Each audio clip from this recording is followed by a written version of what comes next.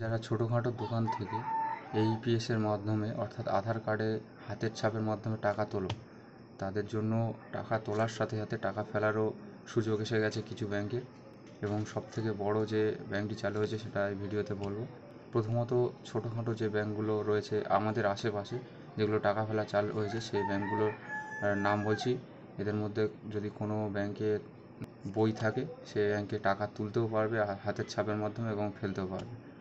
ব্যাংকের নামগুলো হলো Airtel Payment Bank, Axis Bank, Bank of India, Canara Bank, Central Bank of India, Union Bank, Federal Bank, Fino Payment Bank, IDBI Bank, Indian Post Payment Bank, Jio Payment Bank, NSDL Payment Bank, Punjab National Bank, Yes Bank এবং recent যেটা চালু হয়েছে State Bank of India.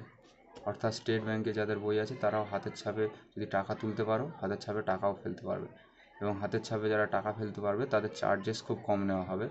যেমন state ব্যাংকে মানি ট্রান্সফারের মাধ্যমে টাকা ফেলা হতো, হাজারে 12 টাকা পর্যন্ত চার্জ নেওয়া হতো, সেটা 5 টাকা করে শুধুমাত্র চার্জ নেওয়া হবে।